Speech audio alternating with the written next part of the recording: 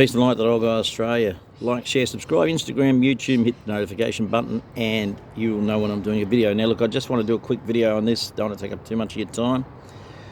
I got sent a video yesterday, and I was asked for my opinion of it, which is pretty... Oh, thank you for valuing my opinion.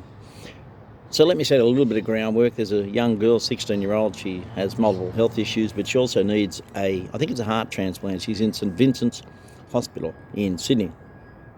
St Vincent's Hospital. It is nothing saintly about that hospital. The board of that hospital are pure evil. They're refusing this young girl a transplant because she's unvaccinated. Now, I thought we were way past this shit. We've already proven that it doesn't matter if you're vaccinated or not, it's transmissible. You can catch it. We've already shown through Pfizer's own documents in court that the effective rate, and Pfizer knew this because that's why I tried to fight it in court, was 0.86%. That's in Pfizer's own documents, not from me. It wasn't 95% effective, it wasn't 86% effective, 73% effective. It wasn't variant stuffing it up. Hang on a second, let that truck go. No, but in Pfizer's own documents, so you can argue black and blue about this, I don't really give a rat's ass. In Pfizer's own documents released by the federal court in the US, their effective rate in their trials was 0.86%. Now, so I thought we were past all this stuff. But no, St Vincent is saying unless she gets, I don't know how many shots, they're not going to do the transplant. I'm like, you're kidding me. This is just mental. I mean, anyway, there's better people than me that are all over this, and Senator Babbitt, plenty of politicians all over it, even from both sides, interestingly enough, who are pretty, disgusted that this situation exists here in Australia today.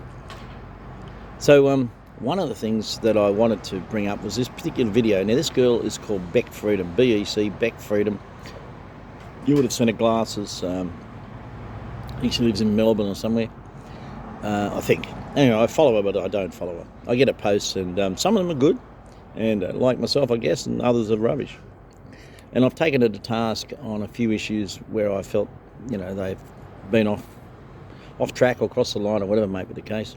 And it's like any other truther page. You'll see me on there and you probably wonder what on earth I'm doing arguing with these people, but okay, I like to play with my food.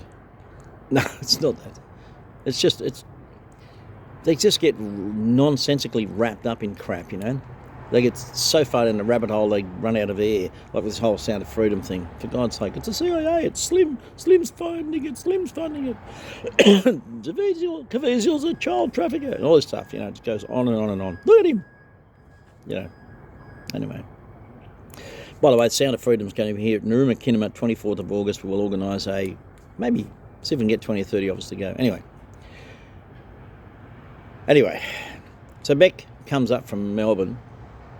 She releases this footage to YouTube, one where they go, watch this here, and they're going like this. I hate that. I'm not watching that because I'm watching you slide off the screen. You're distracting me. It's not working. Anyway, it's pretty obvious that this is a publicity stunt for her and her alone. And I'm saying that, I know that's fairly direct, but that's what I portrayed it as. She goes in with this big old bloke, and they'd been given information that the hospital was saying that this young Dizelle was not a patient there. And they were saying that so that she wouldn't have visitors and get media attention. And they were telling the media that she wasn't there. Or we would just send to a girl that, is in respiratory care and is needing a new heart transplant. Yeah, anyway. So Beck goes up and decides to do a video. Now, it's obvious. Oh, God, it's so amateurish. She goes in and she's trying to do the whole record while I'm asking questions thing, and she's not very good at it. Anyway, be that as it may, the point being that when you go to a hospital and someone's in critical care like that, they're only going to let family in. They're just going to let family in, family only. And so she, like a dumbass, goes up to the counter and says, oh, we're here to see Dizelle. And the receptionist says, well, what's her name? And they don't know. That's why I know they're not friends of the family. Or they're not there because the family instructed them to be there. They don't even know her name. They're going, well, her name's Dazelle, and it starts with D. I'm like, oh my God.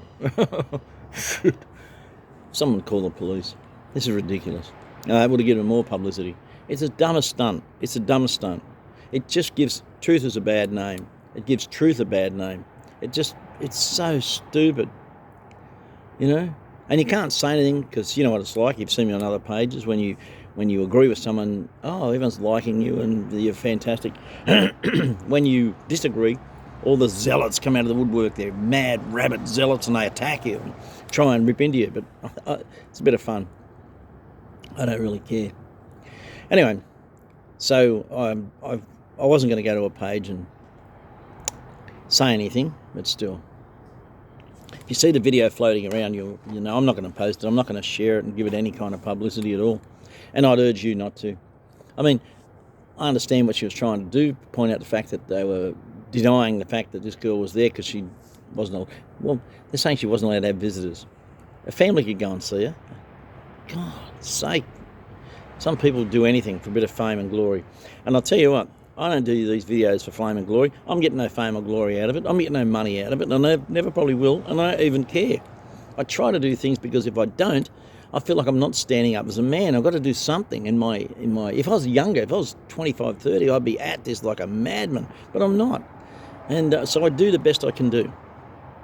And that's all I can ask of myself. If I put too much pressure on myself, I just get jaded. That's why I only do videos once a week or whatever it might be. I don't do them 2 a day, every day, you know, churn it out and get 50,000 followers. So I'm not like that.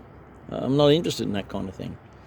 I don't want to do a video just because I think I should do a video. I want to have something to say, you know. If I haven't got anything to say, I don't bother doing it, you know. That's how I look at it anyway. Peace and light, that old guy Australia. Like, share, subscribe, hit the notification button. And if something comes up and I feel I've got to do a video and tell you about it, then we'll catch you soon.